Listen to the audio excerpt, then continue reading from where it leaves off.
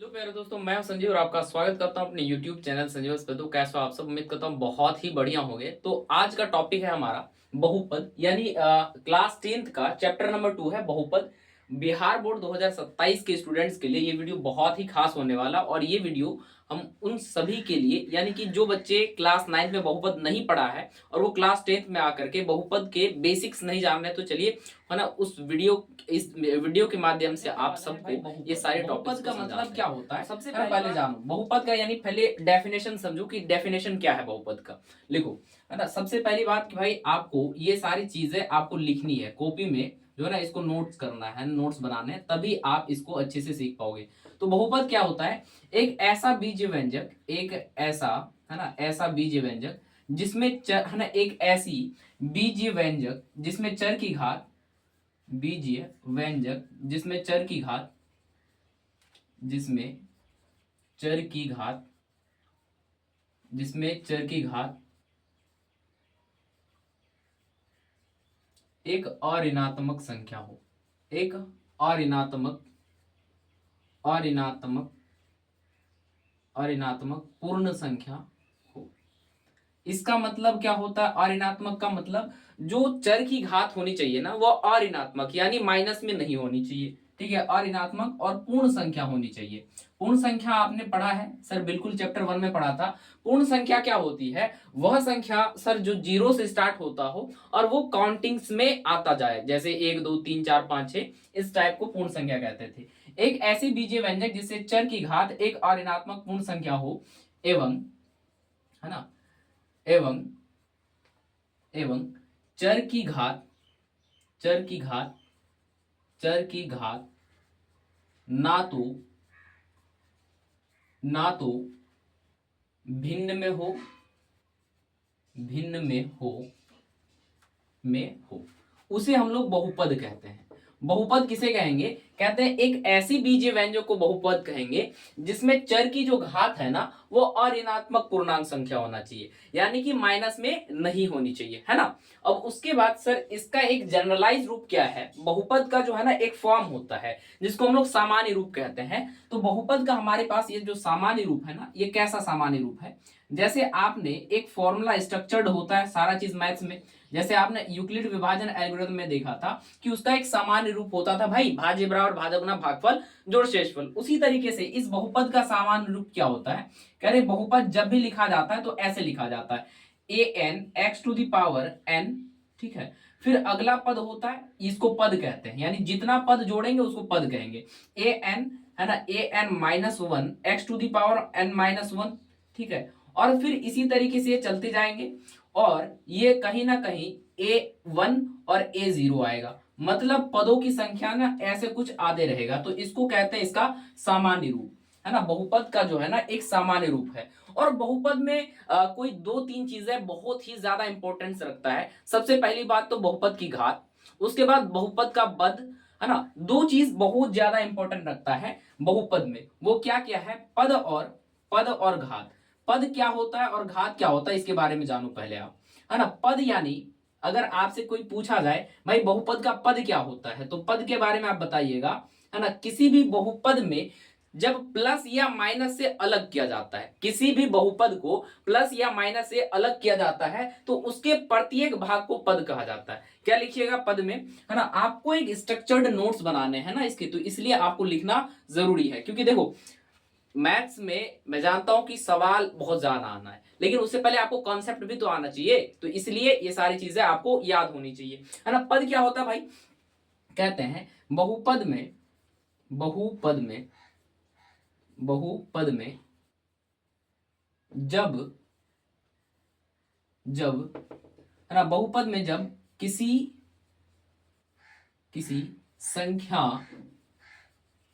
संख्या को, किसी भी संख्या मतलब मेरा यहां कहने का है अचर और अचर, चर और अचर संख्या लिख देते हैं। किसी भी संख्या, किसी भी संख्या चर या अचर को, अचर को प्लस या माइनस से अलग किया जाता है ना, अलग किया जाता है, किया जाता है, जाता है, तो वह प्रत्येक भाग, है ना, प्रत्येक भाग बहुपद कहलाता है ना जी। ये आपको याद रखना है ना, कहलाता है, कहलाता है, ठीक है। अब यहां से हमें क्या समझ में आना चाहिए, यानी बहुपद का आपने सामान्य रूप देखा, सर इस पे एग्जाम्पल कराओ तो अच्छा रहेगा। अब हमने क्या कहा कि पद किसे कहेंगे सर, कहते हैं बहुपद में जब किसी संख्या चर या अचर को प्लस या माइनस से अलग किया जाता है तो वह प्रत्येक भाग बहुपद का, है ना, बहुपद का, है ना, बहुपद का पद कहलाता है ना, बहुपद का पद कहलाता है। तो यहाँ पे इसका प्रत्येक भाग अगर देखें इस सामान्य रूप में तो यह एक रूप हो गया, यानी इसका ये एक भाग हो गया, ठीक है। और फिर इसमें ये भी एक भाग होगा, है ना, ये भी एक क्या हो गया, भाग होगा। फिर अगला ये भी एक कोई भाग होगा। तो यानी इन सभी चीजों को ही क्या कहा जाता है सर, इन्हीं चीजों को क्या कहा जाता है सर, इन्हीं चीजों को पद कहा जाता है। सर एक क्वेश्चन आप लेके समझाओ तो बहुत ज्यादा इजी होगा हमारे लिए। चलो लिखते हैं, जैसे हमारे पास यहाँ पे एक कोई क्वेश्चन है 3x² प्लस 4x और प्लस के 8। तो बताइए इनमें पद बताना है। तो पद क्या लिखा है, बहुपद में जब किसी संख्या चर या अचर को प्लस या माइनस से, है ना, देखो प्लस या माइनस से अलग किया जाता है तो उनके प्रत्येक भाग, जैसे इनमें एक भाग ये है, ठीक है, 4x दूसरा भाग है और 8 एक अलग भाग है।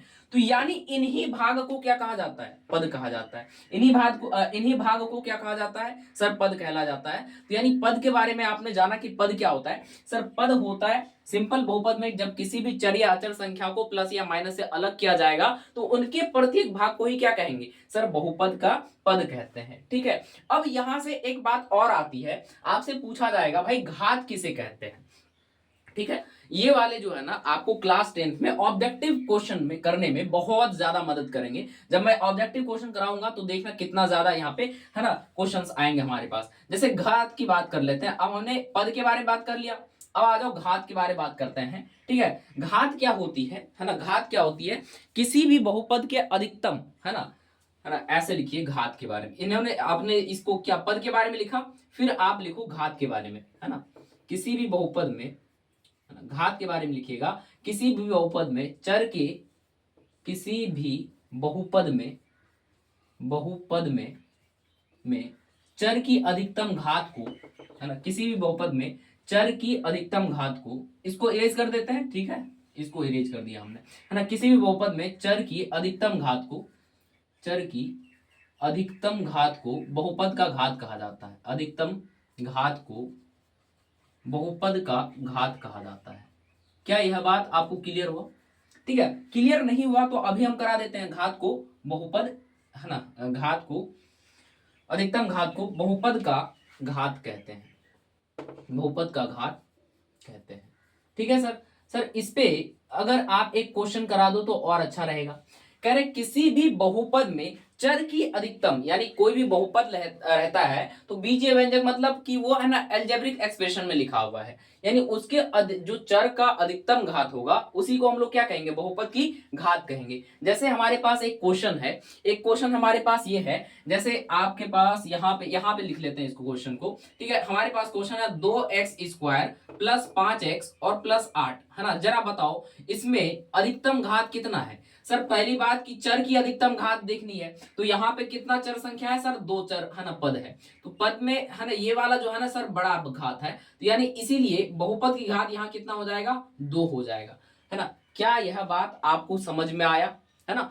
अब बात यह रहता है कि सर बहुपद पहचानना, बहुपद की पहचान कैसे होगी, तो बहुपद को पहचानने के लिए हमें 2 चीजों का ध्यान रखना है। 2 चीजों का क्या ध्यान रखना है, सबसे पहली बात तो आप बहुपद में ये देखिएगा कि वो तो, है ना, क्या होना चाहिए सर, उसके घात जो होना चाहिए वो प्लस में होना चाहिए। घात कैसी होना चाहिए, प्लस में, और पूर्ण संख्या भी होना चाहिए, तभी वो क्या कहलाएगा, है ना, बहुपद कहलाएगा, अन्यथा वो बहुपद नहीं कहलाएगा। चलो सर इस पे करते हैं क्वेश्चन तो समझ में आएगा कि सर बहुपद को पहचान कैसे करते हैं, तो है ना। करोगे जब आपको ये होगा तभी तो करोगे सवाल, तो बहुपद की पहचान जानना बहुत जरूरी है ना, बहुपद की, है ना, बहुपद की पहचान, है ना। बहुपद की पहचान के लिए आप क्या कर सकते हो, तो बहुपद की पहचान के लिए आपको देखना है अगर घात, है ना, धनात्मक पूर्णांक हो, है ना, कैसा धनात्मक पूर्ण संख्या हो, है ना, यदि घात धनात्मक पूर्ण संख्या हो, यदि घात 2-3 स्टेप्स हैं जो आपको बहुत ज्यादा याद रखना है। यदि घात धनात्मक पूर्ण संख्या हो, है ना, पूर्ण संख्या हो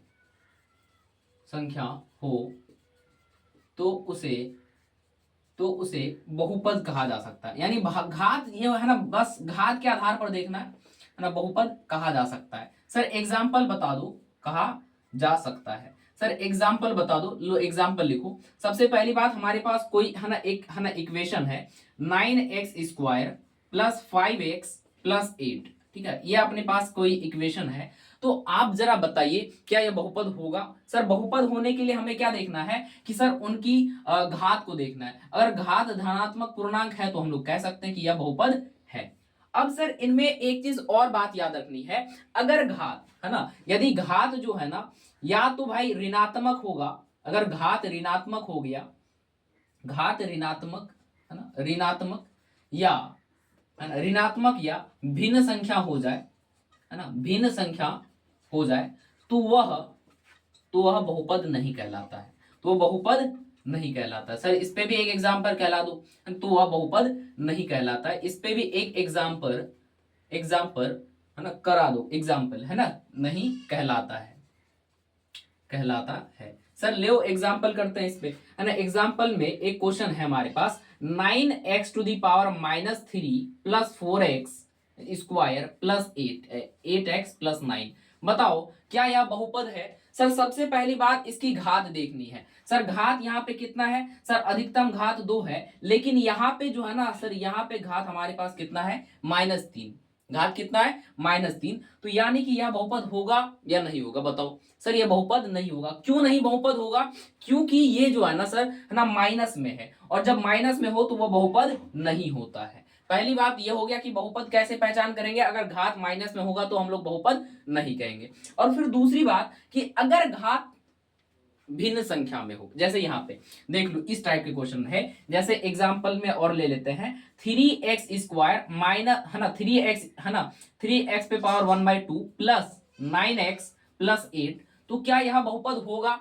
सर इसकी घात को देखो, अगर घात बटे में है यानी भिन्न संख्या में है तो वो बहुपद नहीं कहलाएगा।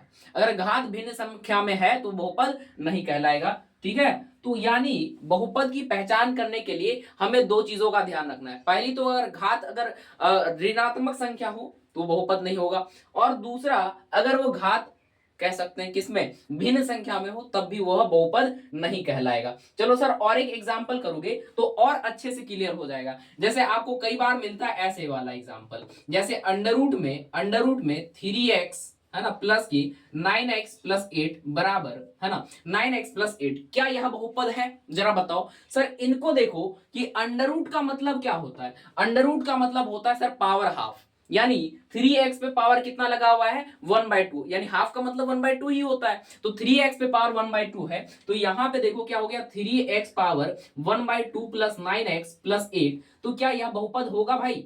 जरा बताना। सर पावर भिन्न संख्या में नहीं होनी चाहिए, तो यानी यह बहुपद नहीं है ना, यह बहुपद नहीं है।